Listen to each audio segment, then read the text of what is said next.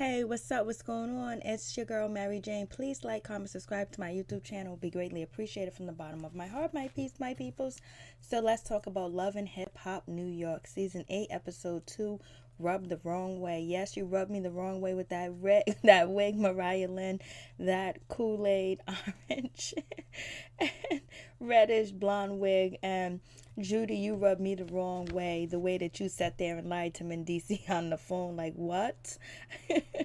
And Judy, you rubbed me the wrong way when you brought that quilt to Yandy to cover up, and you told one of the guys with no shirt on that, hey, I'm her assistant, give her this quilt to wear. Oh no. James R., you rubbed me the wrong way. The way you tried to get up on that mic and represent like you want to steal Mariah Lynn's shine. She barely got a little bit of shine and you trying to steal it already? Like, come on. So anyways, we start off the episode. Power 105, Papoose is rapping. He's freestyling. He's doing his thing. I love battle rap.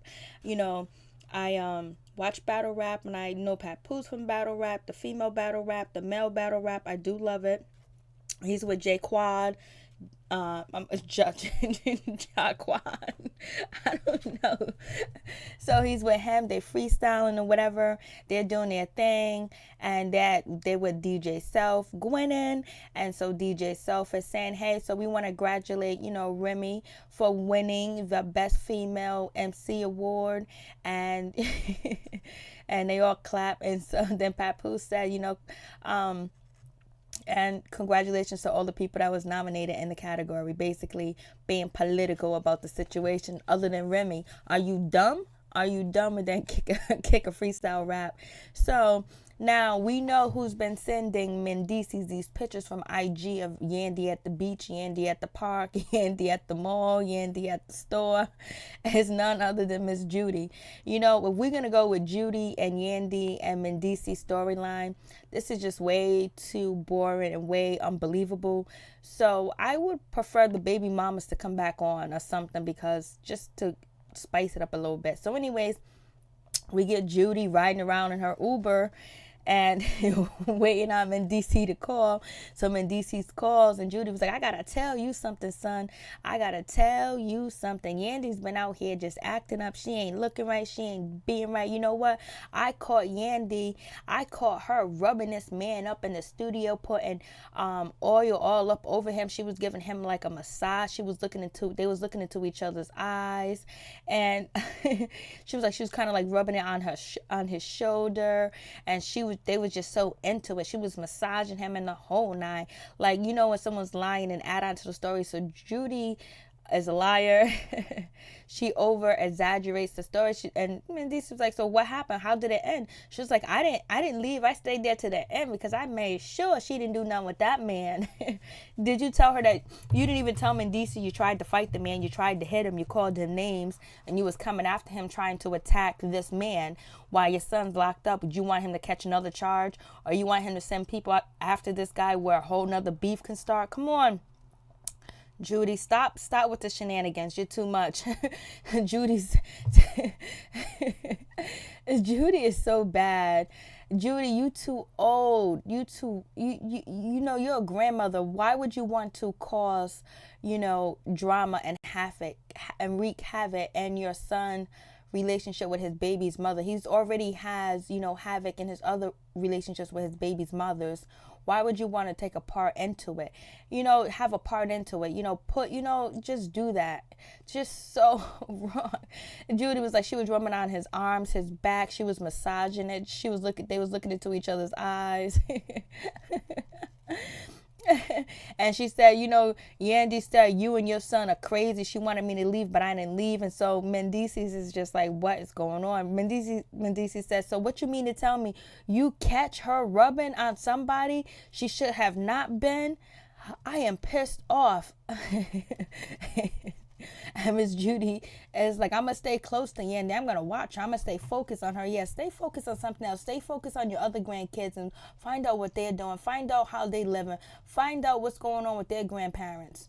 Do something constructive. Help Yandy out.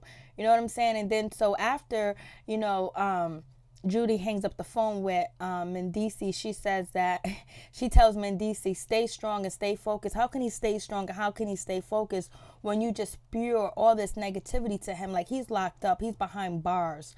You know what I mean? So your only thing you're doing is adding stress and worry to his already, stressful situation. And she was like, I got your back. I got my son's back. I got your back. Well, you should have had his back before the feds got him. You should have had his back before he was out here slanging them drugs. That's what you should have did. You should have had his back then, not now. So I'm just like, yo, she was like, I'm going to stay close. So we get to Anais and we get to Navarro. Basically, they're doing a photo shoot. Anais is taking photos. Rich walks up. Anais, she's flirting with Rich. Talking about threesomes in the wood, talking about blah, blah, blah, this and that. And she's flirting with, Navarro or whatever. She's flirting with him, all up in his face, all up in Rich's face, just flirting. It seems like that's her character, to flirt, talk dirty. Like, she's one of them type of females. I don't know where they raised her at, who brought her up, who raised you. I don't know who did, but and basically she got married at 20 years old. So you would think her husband had, from the time she was 20 to now, to kind of like construct her in different ways and behaviors. But I guess he couldn't work that magic on her, because she's just out here in these streets. She's ready to throw it and give it away for free. You know what I'm saying? If she's ready, she's a willing participant. Rich was like, don't play with me, girl. I'll tear that up. Diabetes and all, I'll tear that up. So, Rich gives the lowdown on Navarro, basically saying he's a lawyer dude. He deals with big money, big clients, all that other bullshit, And so, anyways, so we get the scene where Anais, she meets Richie Dallas, and they gonna hook up. Anais is like, yo, I need Navarro to help me. We need to make a hit. We need to make a single. We need to do something, because, I'm about to leave my husband. I'm about to leave my broke ass husband. Your husband ain't broke. No, far from it. That dude is, he's a distributor. We'll be hearing about him soon. And so, in my opinion. And so, I'm like, yo, where they do this at? But you can just tell that Anais, she's like one of them type of girls that just flirts, and she really has to have like a profound respect for you not to flirt with your man, or you know what I mean. She has to really have that type of respect, and she has that type of respect for certain people. You could just tell she does. She knows when, but the cameras are on, so she's trying to turn up. She's trying to do her thing. She's trying to get to season 2. You know what I'm saying? She's trying to get to season 2. That's what she's really trying to do. And that's her personality. And so we meet up with Dream Doll. Dream Doll and Safari meet up or whatever. Basically, they're going to hook up. Safari asks her out on a date. They're going to go out on a date. They're going to do their thing. And Safari's going for the type of girls that he always likes. Big butt and a smile, and tons of makeup and tons of extensions and wigs. And so we get to Jacquees. He meets up with Brittany, and he was like, yo, you and Bianca were friends. You guys were tight. Well, she was like, no, this is what happened. She threw a shoe at me, she hit me, blah blah blah, and what went wrong and all this other stuff. So basically they're talking about Brittany and Bianca's relationship and how they all tried to come up together and work together and be cool together, whatever. And they was at one point. And basically, Jacquees, he wants to bring them back together and have them talk and work it out. But Brittany was like, she's considering the offer, because you know what? She don't want to be running in these streets from Bianca. And so and so, Brittany was like, you know what, you talking about trying to talk, all she's gonna do is run her mouth, and then we're gonna stop fighting. Basically, that's it. So Jacquees, he has his hands full trying to bring these two ladies from stop beefing, basically. And so we move on to Yandy. She's having a premiere party for her Skin Beauty and everything like that. And so she talks to her friend Jonathan or whatever. He's some stylist, some makeup artist. And then we have none other than Juju, beautiful self. She was flawless, straight flawless. I like Yandy's red lipstick or whatever. And so anyways, Yandy was like, yo, let me tell you what's going on with Judy. I'm not even talking to Mendices right now. Me and Mendices ain't even talking because Judy done told him I was doing this, I was doing that. And so basically, she put a halt to our relationship. So we ain't even speaking to each other. And then they turned around, they look, and they see Judy coming. Judy got her sunglasses kind of down, looking to cause trouble. You see, she looked like Inspector Gadget. She looks like she belongs on a Medea play. I swear she does. So anyway, she got her big old yellow bag. I think it was a big old yellow bag or whatever. And she finds Yandy. She tells Yandy, hi, I got this cloth. I got this sweater. I got this niche. It looks like she found that at Goodwill. Not even Goodwill. She found that right on the street. She took it off somebody that was sleeping on it. And it was all rainbow colored, all messed up, like it's been washed 1,000 times. And she wanted to give it to Yandy to cover up. She was like, what you doing with all these naked men? Look at all these naked men. These naked men everywhere. Ooh, wait till I tell. Mendici, you got naked man after naked man after naked man. And Yandy's just sitting there like, yo, you can't do this, yo. You can't do this. I'm not covering up. That doesn't even match for my decor that I have on. I'm not putting that on me. I wouldn't put that thing on me either. And so anyways, Yandy and Judy, they stop talking. Yandy goes and talk back to her friends Jonathan and Juju, and Jonathan was like, yo, you gotta nip this in the butt or Judy's gonna have you looking crazy out here in these streets. She's already doing that. It's a damn shame. Next thing you know, Judy's gonna be bringing the baby mamas back, talking about Yandy ain't no good. I made the wrong decision. Yandy, you better give your mother, give your son's grandmother a trip somewhere. Pay for her a trip to go somewhere. You got that dough. You got that loot. Pay for her to go somewhere with the grandkids. Go on vacation or something. Do something like that. Get her out the scene. And so as they're talking, one of the guys with no shirt on walks up to Yandy and was like, yo, your assistant told me to give you this. So Jonathan was like, I'll take it. I was like, oh no. They are too much. And so then we get to Mariah Lynn. Everything's good with her. She's doing her thing. Her singles dropping. She looks nice until she put on that, Self was calling, James R. a bozo, but Mariah Lynn like the bozo with that red and that blonde hair. Other than that, when she was at the pool, she was straight. Her hair was straight. Like she had it straight until she put on that wig or whatever. So anyway, she's at the pool. She's chilling. She's talking about her new single. Everything with her DJ Self is going good. Her single's about to drop. She's going to have a release party. And then James R., he comes through with his rented car or his Uber borrowed car, flashing with all this jewelry on, but it might be real because he is from Brooklyn, and a lot of Brooklyn dudes do some real things out here. So anyways, so they meet up, they kissing, and she keeps telling him that she likes him, he makes her happy, and she feeling good with him and all this other stuff. And he was like, yeah, I'm glad. He gives her some diamonds, or he gives her some type of gift or whatever that he rented, and she's gonna have to return it back the same night. But you gotta fake it until you make it. That's how it goes. So anyways, he's upset, but he doesn't really like DJ Self or whatever, because it feels like DJ Self oversteps his boundary. Like he gives Mariah Lynn gifts and clothes and stuff like that. Mariah Lynn was like, yo, he wants me to look good. I gotta look good because I'm his artist or whatever. And he was like, yo, you sleeping with him? Are you sleeping with him? Are you doing anything with him? You better not be, or whatever. She was like, promise me that you ain't gonna do nothing wrong when you see DJ Self. And he goes, yeah. She goes, oh, you ain't getting none of this pink thing. So we see Mariah Lynn is on that time. So we'll see what happens with that situation. And so then we get, Ashley. We finally meet Ashley. That is Navarro's girlfriend. They both got kids from different people, whatever. They co-parenting, co-business, doing all that other good stuff together. And so we meet her sister. I forgot her sister's name.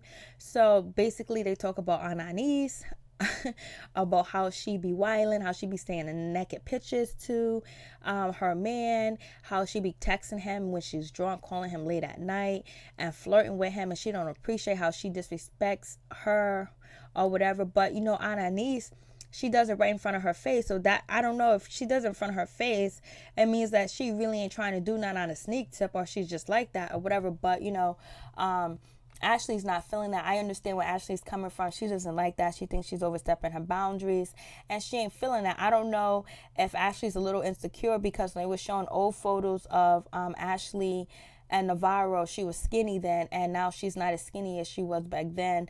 And Anais, she's skinny or whatever. So I don't know, but we all know Anais, she is messed up. She's mad disrespectful, but in certain ways, because I know some people that flirt just like that, and they don't mean nothing by it either.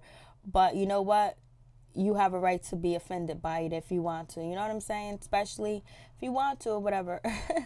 So basically, Anais has a meeting with Navarro, and Navarro is talking to Ashley about the meeting, and she was like, I want to be at every meeting that you have with her, whatever. So if you can't trust her, you don't like her like that, and it's causing some friction or might cause some friction, and you ain't making no money off of it, then why even bother? You know, just let him deal with it. Just trust him with it, or come at Anais in a different way. Because Anais has respect, but she only gives respect to certain people. She's that type of person. Like, she's just that type of person.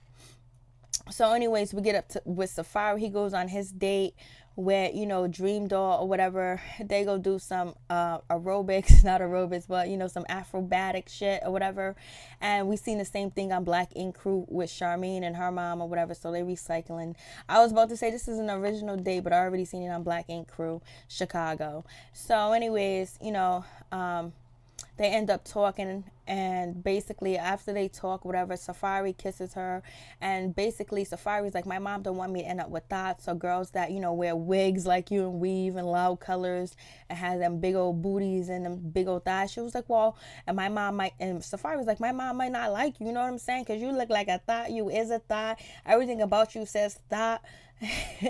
And so then that's when Dream Doll was like, well, I can bring you home to my family. They might not feel the same way. Believe me, he can dress properly and look proper. I don't know if you have it in you, Dream Doll.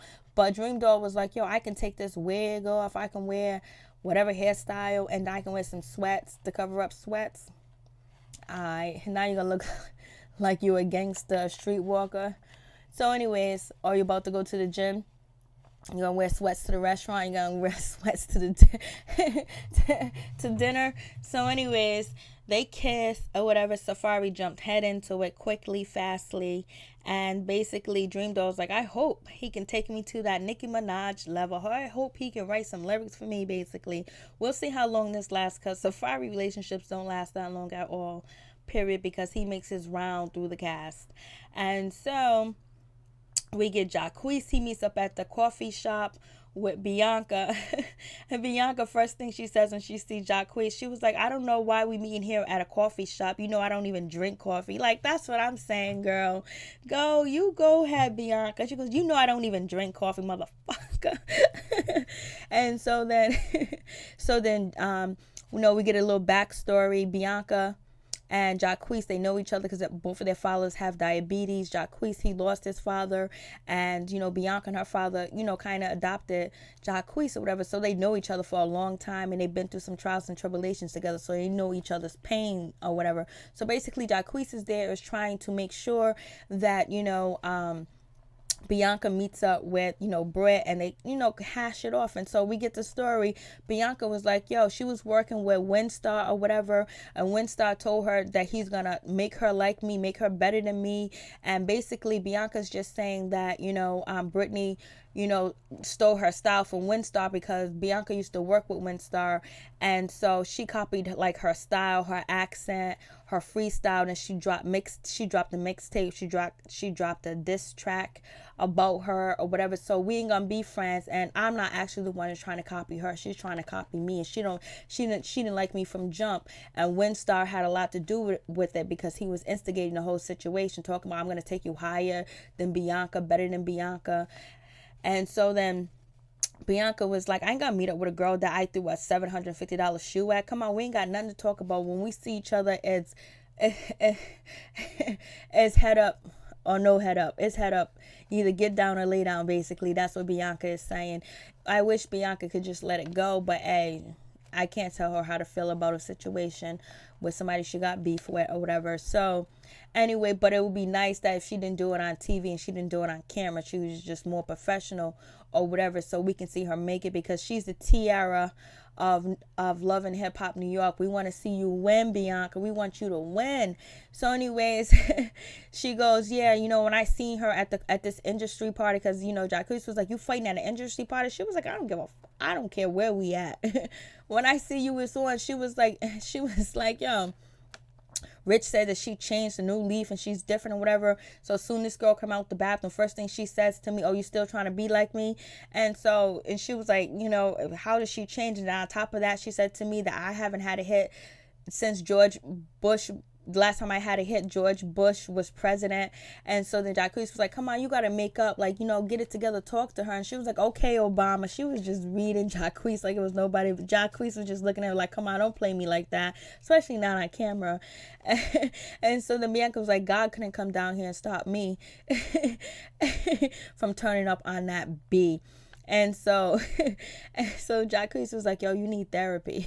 You need therapy straight up. And she was like, nah, I'm just surrounded by good people that got my back. You know what I mean? So Bianca walks off and she was like, okay, Jacquees, goodbye. Sip yourself some tea. Sip yourself on some little tea. So we get to, you know, Anais or whatever. She goes to meet her with Ashley, and, you know, Navari's not there or whatever. So basically, you know, Ashley's telling her, I don't like you, Anais. I don't like the way you flirt with my man. I don't like the way you disrespectful.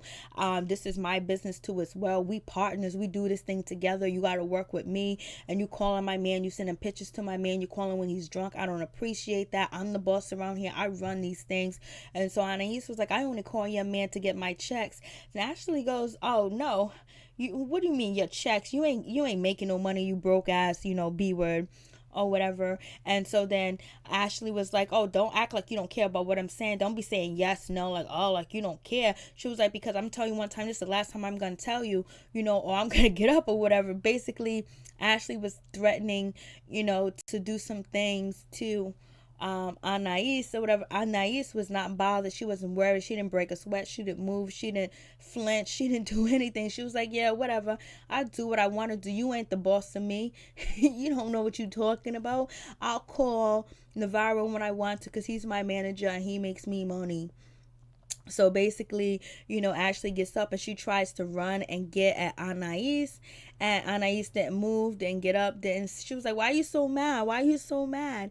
And so security is holding, you know, Ashley back to make sure she don't do anything. Ashley didn't do anything. Anais got up out of her chair quietly and walked away quietly, very not bothered at all. You can't let somebody see you sweat. So now she's going to definitely head up Navari over and over, and she's going to do everything to make you jealous, because she knows everything gets under your skin. So basically, you showed her your weakness and she's going to use your weakness. Basically, that's what's going to happen. So then we get to, you know, Mariah Lynn's clown party, basically, with her blonde and red wig, and she's with James R. Basically, they go to Mariah Lynn's release party, and Mariah Lynn gets on stage. She's lip singing. She don't even sing her own song. Then James R. he jumps on stage and talks and gives a little speech or whatever.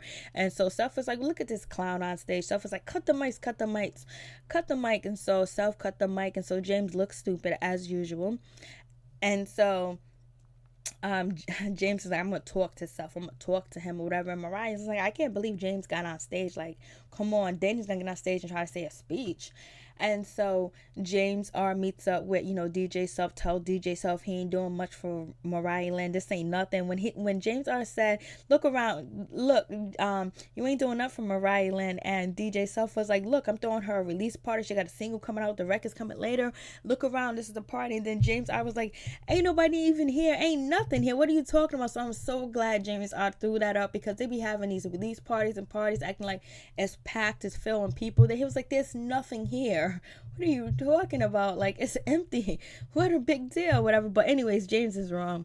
So anyways, James is like, yo, are you having sex? Are you smashing Mariah Lynn? All that jealous stuff, you know, trying to steal her shine. rain on Mariah's parade. He can't sit back in the sideline or whatever. Basically, if he want to do something for Mariah Lynn, he can do it without attacking DJ Self. You know, actions speak louder than words. Let's see your action, babies. And basically, that is what DJ Self is trying to tell James Arz. Let's see your action. Let me see what you can do for her. Show me.